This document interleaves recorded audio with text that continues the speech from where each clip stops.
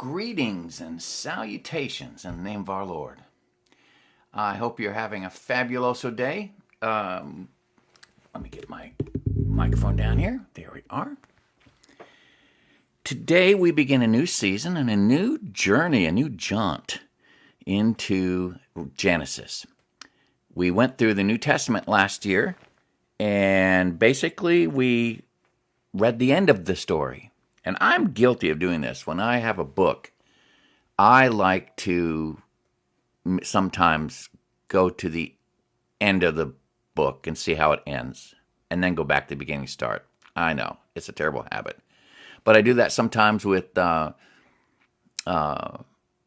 series that I might be watching on Netflix. I'll actually go to the last episode to see how things end up. And it's a bad habit, I know, but it's what I do. So we've read the end of the story in Revelation, but the great conflict, the great war, and how it all ends up. Well, now we're going to go back to the beginning. When I was younger, I grew up in Alaska. Mom and Dad would vacation every year, take a week vacation, go down to Seattle. Dad would go golfing, and my mother would go to the library. And in the library, she would do research on our family. Now, what was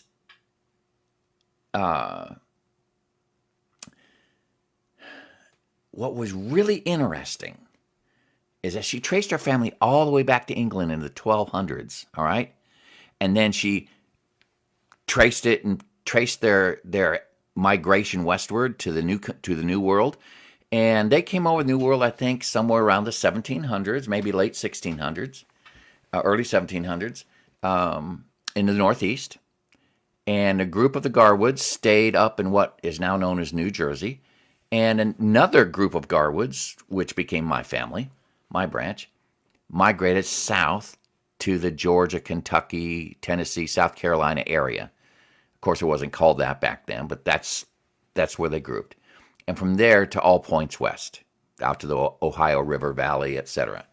And eventually, my mom and dad, in the 1950s, went to Alaska, about as far west as you could get.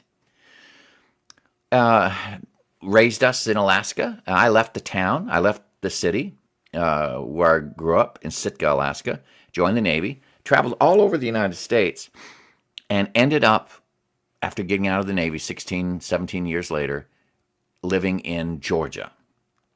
When my mom found out where I was living, Conyers, and now in Dallas, Georgia, she laughed a bit and she said, you're back where it all began for us.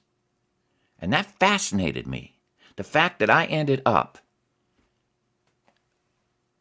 back at the beginning, where the beginning of the Garwood family in the United States, my branch, where the beginning of my family began.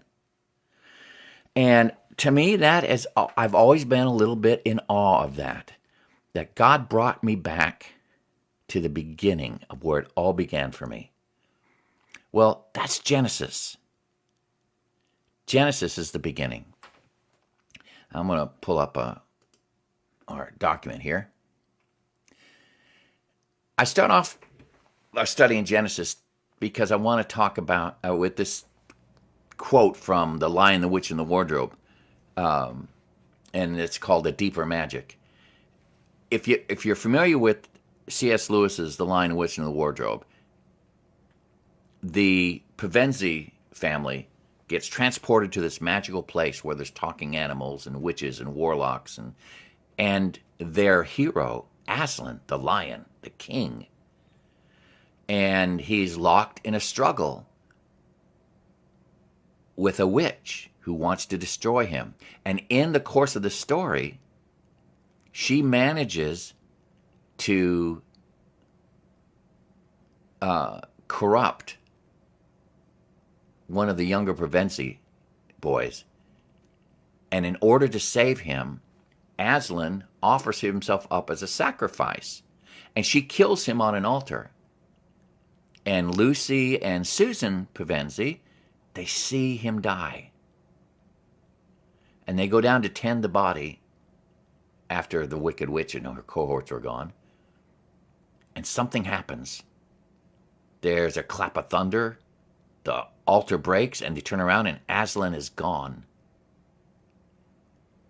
And they wonder where he is, and then they see him. He's alive. They're stunned. And that's where this story picks up. When they turned around again, they saw Aslan alive and well. They rushed to him, with Susan asking him if he was a ghost. He alleviated their fears, though, with his warm breath. To answer their question, he explained that the witch was right, that the deep magic had decreed that all traitors' lives are forfeited to her. But if she had looked back before the dawn of time, she would have read a different incantation which said, "It means that though the witch knew the deep magic, there is a magic deeper still, which she did not know. Her knowledge goes back only to the dawn of time, but if she could have looked a little further back into the stillness and the darkness before time dawned, she would have read there a different incantation. She would have known that when a willing victim who had committed no treachery was killed in a traitor's stead, the table would crack and death itself would start working backwards." There's a deeper magic. And that deeper magic is what defeats the witch. Well, there is a deeper magic hiding in the story that begins in Genesis. Initially, I thought for years I would look at the Old Testament and Genesis as a story of Israel. And it is.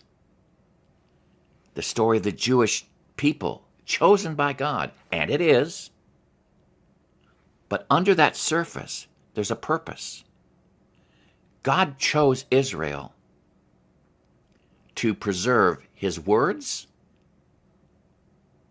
and to preserve a lineage that would produce a Messiah.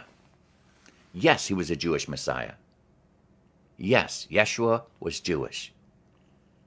But the purpose of this Messiah extended beyond the ethnic boundaries of Israel. Jesus, this Jewish Messiah, would be the Messiah for all men. He is the reason that I'm here right now studying Genesis. He is the reason that I am part of a family where I am adopted and grafted in. So even though Genesis, the 5 books of Moses, Genesis, Exodus, Leviticus, Numbers, Deuteronomy, and all the rest of the Old Testament, is a story of God's chosen people, Israel. His purpose for choosing them was that all mankind could be touched by the blood of Messiah. So, yes, this is Israel's story. But it's also my story. And I'm approaching Genesis with a sense of awe, much like I experienced when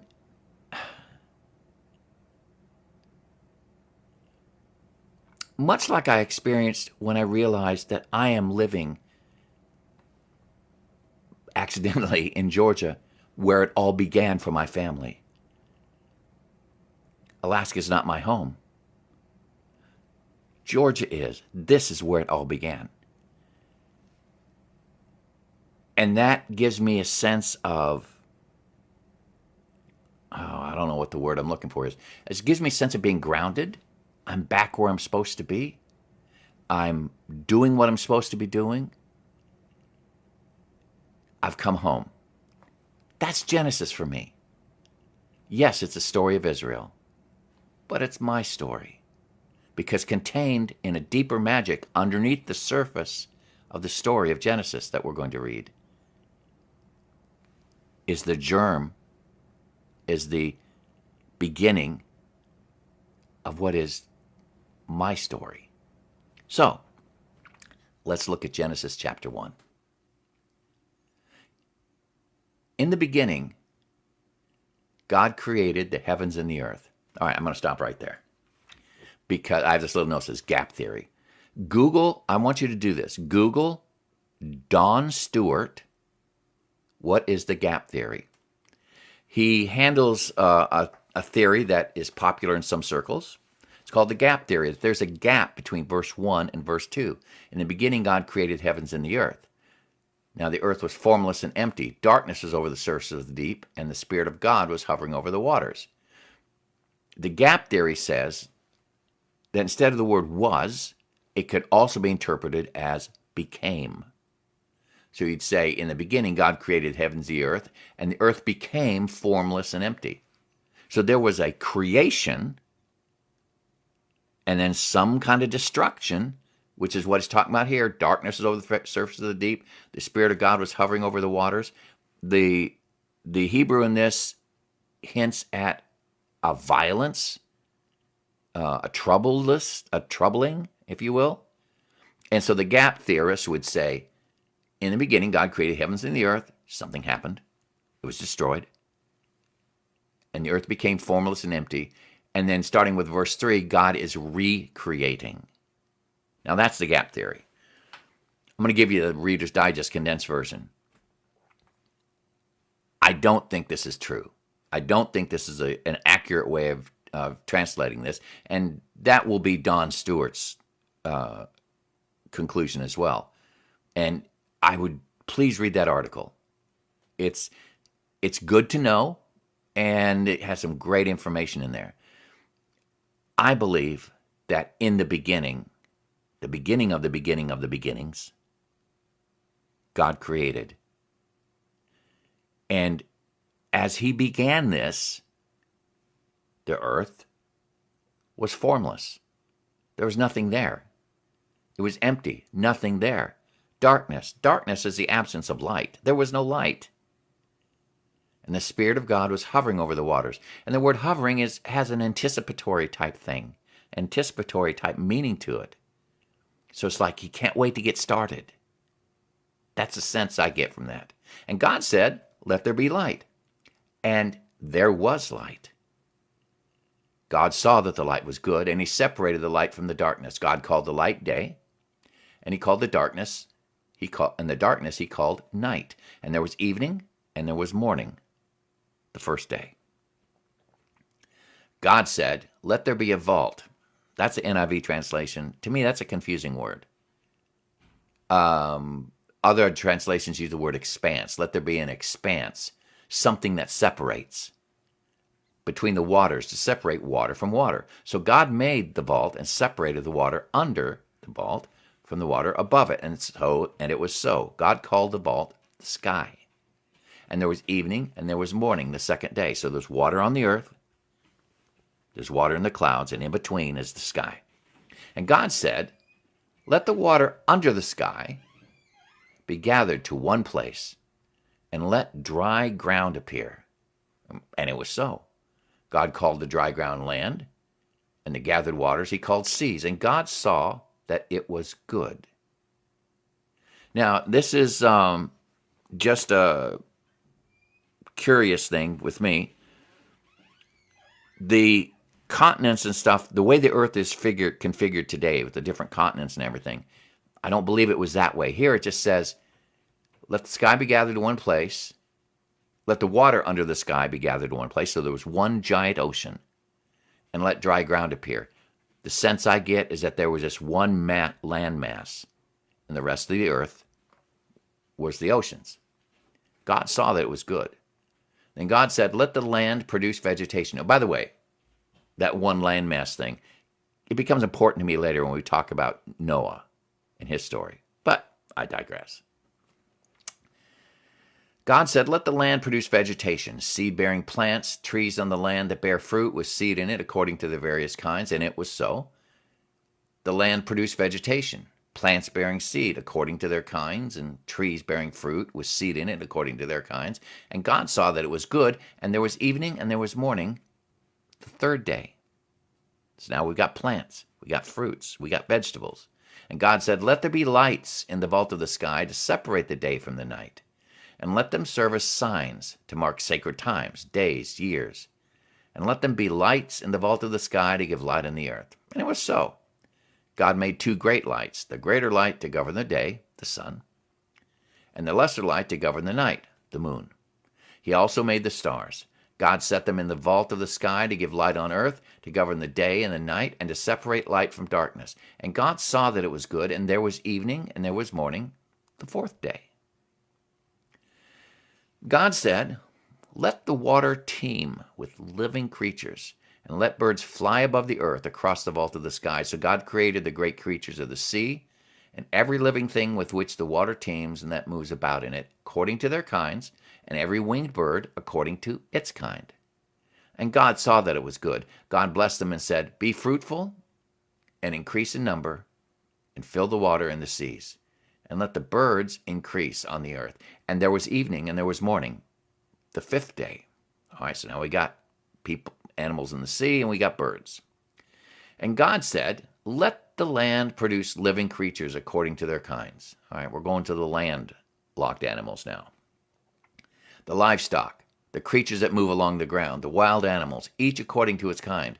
And it was so. God made the wild animals according to their kinds, the livestock according to their kinds, and all the creatures that move along the ground according to their kinds. God saw that it was good. Then God said, "Let us make mankind in our image." Whoa, hang on. Let us make mankind in whose image? Our image. There's somebody else in this conversation. This could be the angels. It could be the other persons of the Trinity. But regardless, he says, "Let us make mankind in our image, in our likeness, so that they may rule over the fish in the sea and the birds in the sky, over the livestock and all the wild animals, and over all the creatures that move along the ground." So God created mankind in his own image. In the image of God, he created them, male and female. He created them. God blessed them and said, "Be fruitful and increase in number, fill the earth and subdue it." Now I'm going to stop right there. The people who adhere to the gap theory, instead of filling the earth and subduing it, they see that word translated as replenish. And you don't replenish something until it's been plenished. So they would read this, "Be fruitful and increase in number, replenish the earth and subdue it." So they're saying if there was an earth before and it was destroyed, we've got to fill the earth up again. Well, that I get it. But again, I'm not in favor of that theory. I don't think that's true. So I think this is the right translation right now. Be fruitful and increase in number, fill the earth and subdue it. Rule over the fish in the sea and the birds in the sky, and over every living creature that moves on the ground. Then God said, "I give you every seed-bearing plant on the face of the whole earth, and every tree that has fruit with seed in it. They will be yours for food.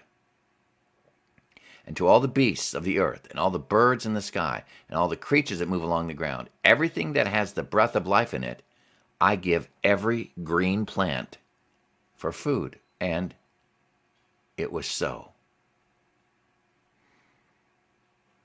God saw all that he had made, and it was very good. And there was evening, and there was morning, the sixth day. Chapter 1. Now, there's so many things here that's just so incredible to me. I've gone out looking. I want to know what the Jewish people thought about how they would read Genesis 1, the creation story. And there are some folks that view this as an allegory, that this process took thousands and thousands of years.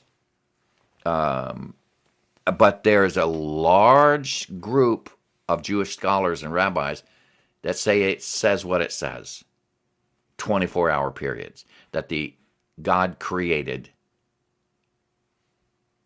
everything in 6 24-hour days. Now, if that's, I'm not equipped to be the arbiter in that argument, because I'm not a theologian, and I am not skilled enough in original languages to say yay or nay one way or the other. But I will say this: until I'm told different, the simplest answer is the best. To me, that's that whole Occam's razor thing again. If it says 24 hours, I take it at face value.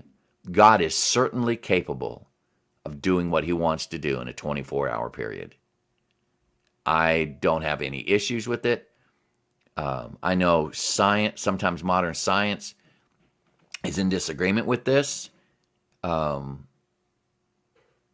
science doesn't offer up.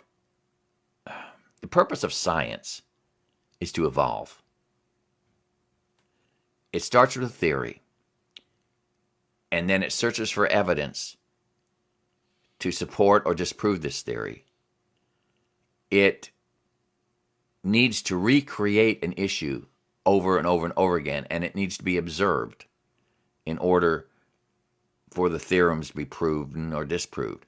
And this is where science and Genesis probably will part paths, because you can't recreate the creation. You can't prove or disprove that this could happen in 24 hours. All you can prove is that you can't do it in 24 hours. But if there's an infinite, omnipotent, omnipresent, all-powerful God, 24-hour, 24-hour day creation period, I think that would be totally believable. But it's not something that can be proven or disproven.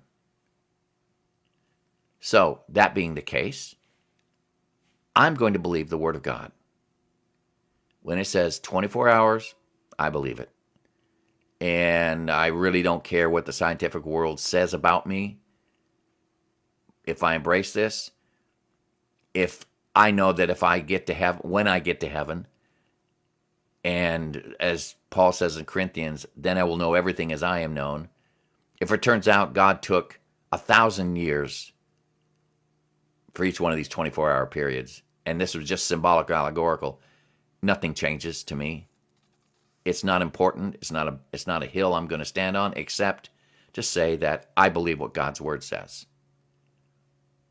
I think there's room in this for a 1,000-year equals a day kind of scenario.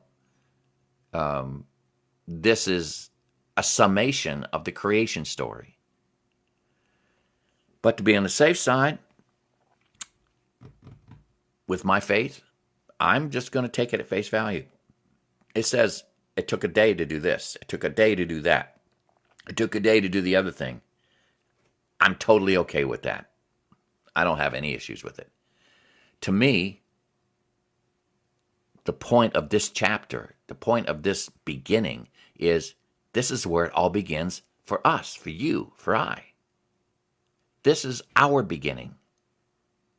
In the beginning, God created the heavens and the earth. In the beginning, God created our ancestor.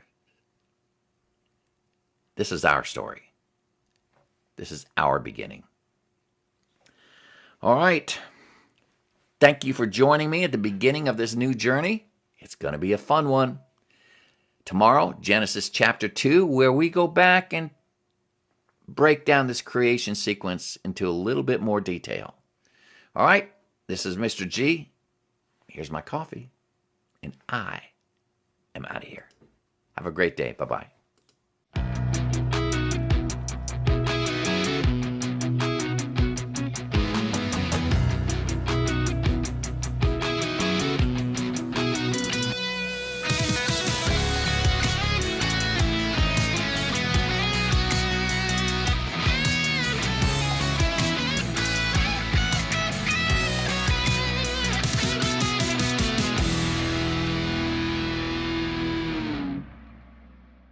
God's thoughts are not our thoughts. Neither should my thoughts be your thoughts. You need to think for yourself.